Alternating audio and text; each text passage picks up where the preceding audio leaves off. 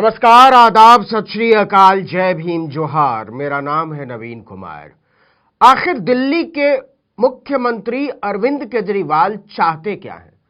पूरी आम आदमी पार्टी को प्रधानमंत्री नरेंद्र मोदी को अनपढ़ साबित करने के लिए खुला छोड़ दिया है।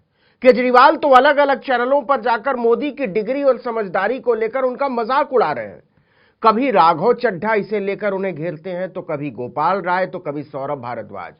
पार्टी के सांसद संजय सिंह तो खुलेआम मोदी की डिग्री को फर्जी करार दे चुके हैं। लेकिन इस बार आम आदमी पार्टी ने जेल से मोदी की डिग्री और पढ़ाई पर सवाल उठाया है। जी हां, दिल्ली शराब नीति केस में आरोपी दिल्ली के पूर्व डिप्टी सीएम मनीष सिसोदिया ने तिहाड़ से देश के नाम एक चिट्ठी लिख मारी है। इसमें उन्होंने प्रधानमंत्री नरेंद्र मोदी की शिक्षा पर सवाल उठाया है। उन्होंने लिखा कि मोदी गर्व से कहते हैं कि गांव के स्कूल तक ही उनकी शिक्षा हुई है। लोग कंपनी में मैनेजर रखने के लिए पढ़ा लिखा आदमी ढूंढते हैं। क्या देश के सबसे बड़े मैनेजर को पढ़ा लिखा नहीं होना चाहिए?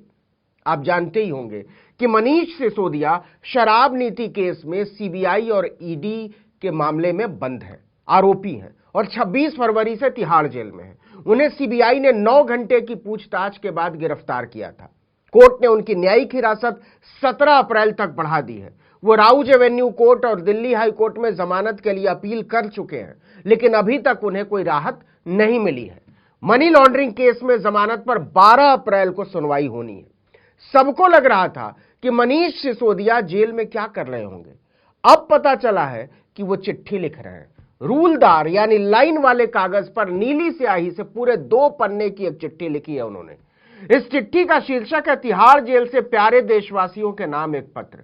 इस चिट्ठी की सियासत पर बहस जारी है, लेकिन इस चिट्ठी को देखकर एक बात तो तय है कि मनीष सिसोदिया की लिखावट बहुत खूबसूरत है। 550 शब्दों की यह चिट्ठी है और कहीं भी ओवर राइटिंग नहीं है। मतलब एक बहाव के साथ पूरी चिट्ठी लिखी गई है। मैं मनीष सिसोदिया की पूरी चिट्ठी पढ़ देता हूं जस का तस। आप खुद समझ जाएंगे कि इसकी सियासत क्या है और इसका मकसद क्या है।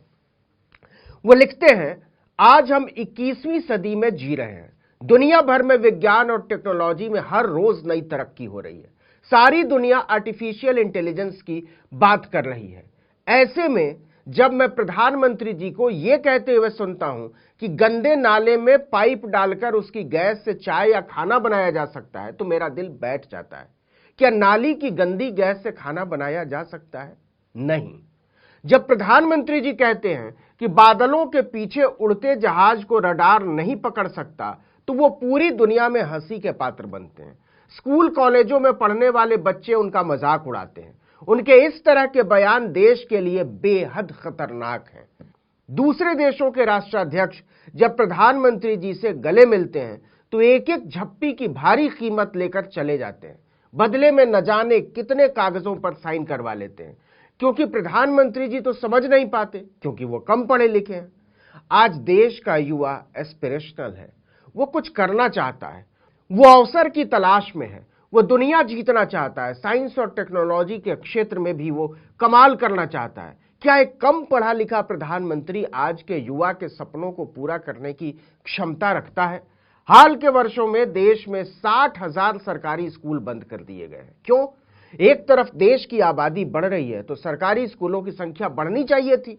अगर सरकारी स्कूलों का स्तर अच्छा कर दिया जाता है तो लोग अपने बच्चों को प्राइवेट स्कूलों से निकालकर सरकारी स्कूलों में भेजना शुरू कर देते, जैसा कि अब दिल्ली में होने लगा है। लेकिन देश भर में सरकारी स्कूलों का बंद होना खतरे की घंटी है। इससे पता चलता है कि शिक्षा सरकार की प्राथमिकता में है ही नहीं। अगर हम अपने बच्चों को अच्छी शिक्षा नहीं देंगे तो क्या भारत तरक्की कर सकता है? कभी नहीं।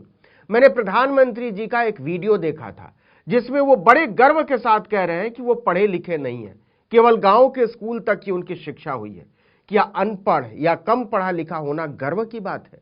जिस देश के प्रधानमंत्री को कम पढ़े लिखे होने पर गर्व हो, उस देश में एक आम आदमी के बच्चे के लिए अच्छी शिक्षा का इंतजाम कभी नहीं किया जाएगा।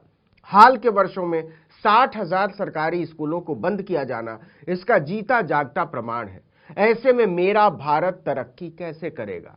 आप अपनी छोटी सी कंपनी के लिए एक मैनेजर रखने के लिए भी एक पढ़े लिखे व्यक्ति को ढूंढते हैं। क्या देश के सबसे बड़े मैनेजर को पढ़ा लिखा नहीं होना चाहिए? यहीं पर मनीष सिसोदिया की चिट्ठी खत्म हो जाती है। इसका मतलब क्या है? इसका मतलब यह है कि प्रधानमंत्री की डिग्री को लेकर आम आदमी पार्टी फ्रंट फुट पर आ गई है, खुलकर खेल रही है, और इसमें विपक्ष के कई दल भी साथ आ गए हैं। आपको याद हो तो पिछले दिनों शिवसेना उद्धव ठाकरे के राज्यसभा सदस्य संजय राउत ने भी कहा था कि प्रधानमंत्री नरेंद्र मोदी को अपने शैक्षणिक योग्यता की जानकारी देने के लिए आगे आना चाहिए। इसके साथ ही उन्होंने सवाल किया था कि इसे छिपाने की क्या जरूरत है। राज्यसभा सदस्य राउत ने कहा था कि कायदे से तो प्रधानमंत्री की डिग्री संसद भवन के प्रवेश द्वार पर प्रदर्शित की जानी चाहिए। संसद सदस्यों और देश को उनके शैक्षणिक योग्यता के बारे में जानकारी होनी ही चाहिए। इसके पहले गुजरात हाई कोर्ट ने मोदी की डिग्री को लेकर अरविंद केजरीवाल की याचिका को रद्द करते हुए उन पर 25,000 रुपए का जुर्माना लगा दिया था। इसी के बाद से मोदी की डिग्री को केजरीवाल ने पतंग बना दिया है। कुल मिलाकर प्रधानमंत्री अपने शैक्षणिक योग्यता को लेकर बुरी तरह से घिरे हुए हैं।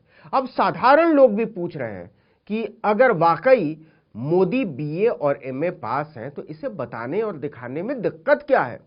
संजय सिंह ने तो यहां तक कह दिया था, आम आदमी पार्टी के सांसद, कि अगर मोदी की डिग्री की जांच हो गई ना तो उनकी लोकसभा की सदस्यता तक रद्द हो सकती है और इसके बाद वो चुनाव भी नहीं लड़ पाएंगे।